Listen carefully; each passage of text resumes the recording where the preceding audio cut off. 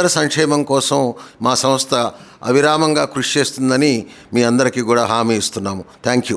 Telugu television producer council Dasari Narayana Rao గారి ఆధ్వర్యంలో దాదాపుగా 14 ఏళ్ల క్రితం స్థాపించబడింది.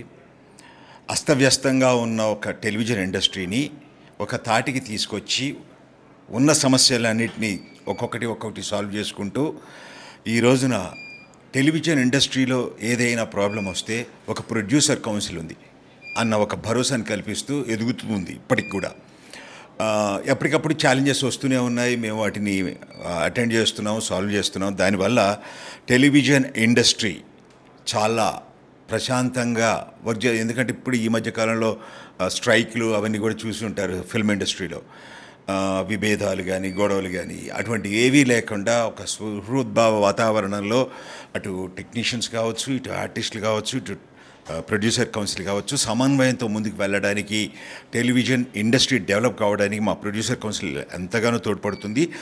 ఆ విధంగా మేము ఇన్ని సంవత్సరాలు చేస్తున్నాం కాబట్టి మా మీద నమ్మకంతో యునానిమస్గా ఇదే కమిటీని గత 7 టర్మ్స్గా మా మెంబర్స్ అందరూ ఎలక్ట్ చేస్తూ ఉన్నారు.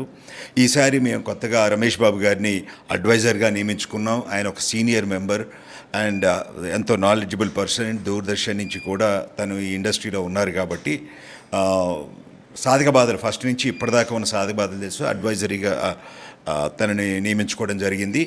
అండ్ ఇక్కడ ఏంటంటే టెలివిజన్ ఇండస్ట్రీలో ఉన్న బ్యూటీ ఆర్టిస్టులు కావచ్చు, టెక్నీషియన్స్ కావచ్చు, వాళ్ళు కూడా ప్రొడ్యూసర్స్ అయి ఉంటాం కాబట్టి మేమందరం ప్రొడ్యూసర్స్కి కూడా జరగడం తెలుస్తుంది.